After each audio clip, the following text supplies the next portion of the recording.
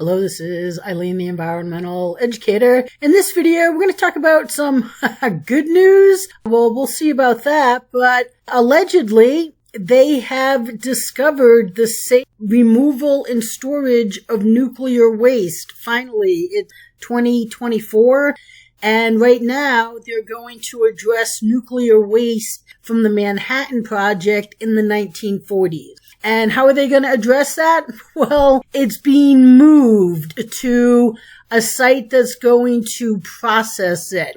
So it's going to take up to 25 trucks per week of nuclear waste going across your highways. And right here, the headline, the small town that's going to receive this waste, it erupts as they are getting all of this nuclear waste from the 1940s. Right here, oh my God, right, a building stands in ruins after the atomic bomb blast in Hiroshima. So that's just part of what a nuclear bomb can do. But right now, right here, dangerous waste used in the development of the first atomic bombs still exist, and now that waste is making its way to the Motor City. Well, it's actually in the same county right here. Well, not the Motor City, but the same county, Wayne County. Hazardous waste landfill is going to accept 6,000 radioactive cubic yards of soil and concrete and 4,000 gallons of radioactive groundwater from the Niagara Falls site in Lewiston, New York. Over 25,000 cubic yards of radioactive waste are stored at the Niagara Falls site, a former TNT factory, and the U.S. Army Corps of Engineers are hoping to have that site cleaned up enough for industrial use by 2038. They say that it's safe to say the site is a mess of bad stuff from the 40s all the way back to the 1970s. Dangerous waste began showing up from the Manhattan Project in 1944. This is uranium rods and radioactive sludges. Again, they have their own names.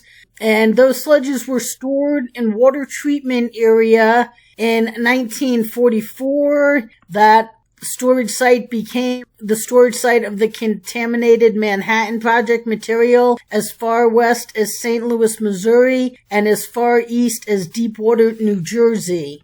And then 165 open-air silo was used to store barrels of uranium sludge.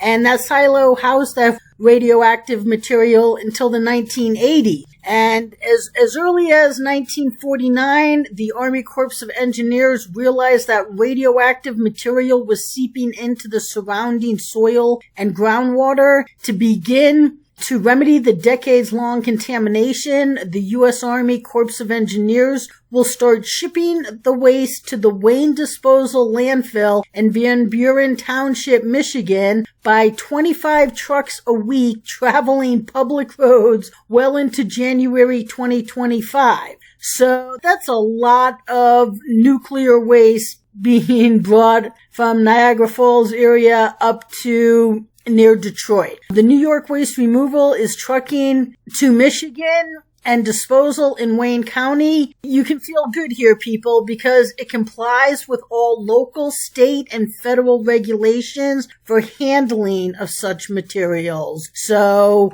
not a problem. Don't worry about a thing. The first thing we look at in all of these projects is how we can do it safely, from the employees on site who are working around the material, excavating it and preparing it for removal, to the communities around the site, to the folks who are going to transport it out to Michigan, where it can be safely stored. So they're not even processing it. They're just storing it. They're moving it from one site where it's being stored to another site, just so that they can get something ready for 2038. Yeah, to have the original cleanup site be ready for industrial use for 14 years from now. Okay, I'm not, okay, well, that's how people who get paid think. It just doesn't make a whole lot of sense. To me, you're putting all of this nuclear waste on the road, and according to this, where it's going to be safely stored. So just because it's being brought to a waste disposal facility, I guess it doesn't mean it's going to be disposed of, but it will be safely stored. But this disposal facility is well known for taking the worst of the worst when it comes to chemical waste. That East Palestine train derailment carried deadly chemicals, and it was heading for the waste disposal when it jumped the tracks and caught fire and poisoned the small town. And right here you have some local news covering that the prep work for the removal of the waste is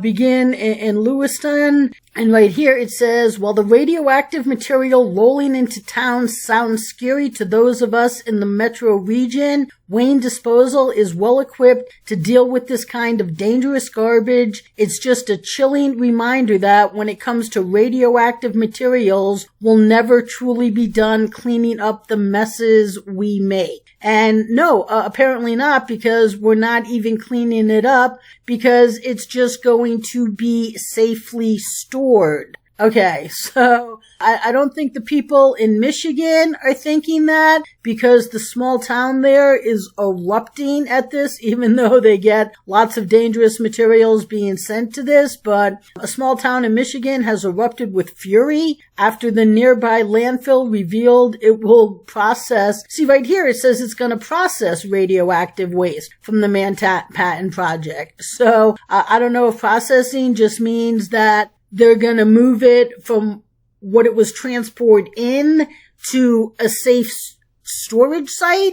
I don't know. But it's in the Van Buren Township. It will be processing low radiation atomic bomb byproducts from the 1940s Manhattan Project, which developed the bombs used in World War II.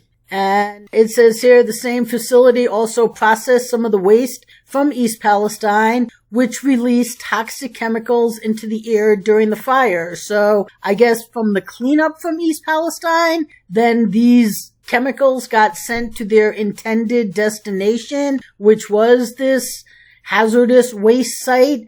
But the residents are unhappy with the new development, saying it's scary and they worry about the health and safety of their families and neighbors. But yeah, I don't like it. But okay, she's lived in the township for 70 years.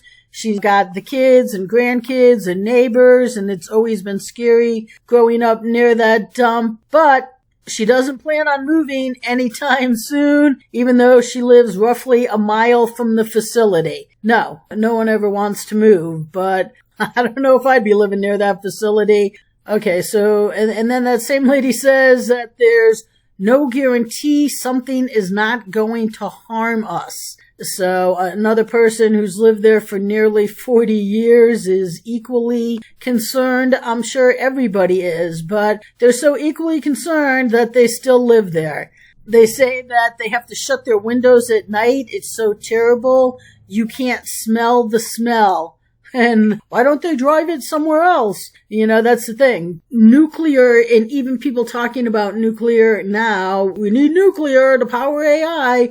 We still don't know what to do with nuclear waste. Nuclear waste is still sitting in temporary storage site. Okay? And right, no one wants it near them.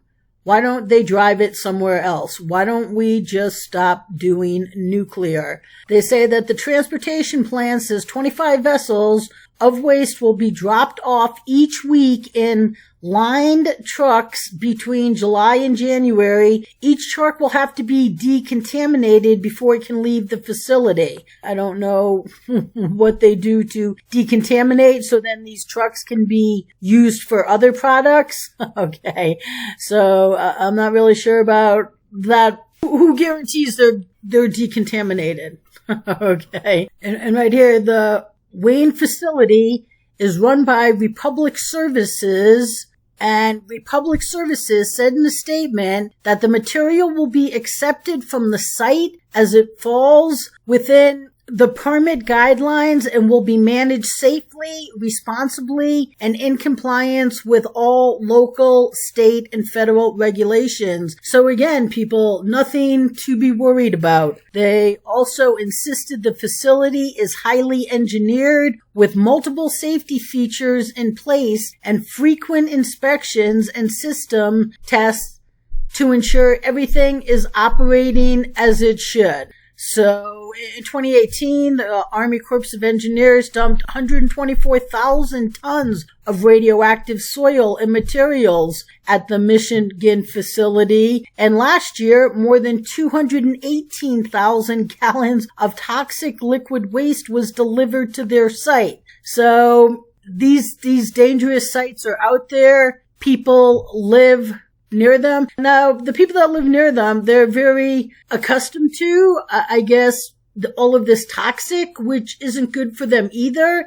But now that it's nuclear, they're up in arms. Okay. The thing is, we have so much toxic stuff out there because no one will allow solutions, especially ending our disposable society. That would take away so many toxins and chemicals. And if we just lived responsibly and utilized hemp, we wouldn't even be having those toxins out there. In nuclear, we just need to gain individual cooperation and use energy responsibly. And nuclear should never be an option anywhere, anytime. We still don't have a clue how to dispose of it. Stay tuned, people.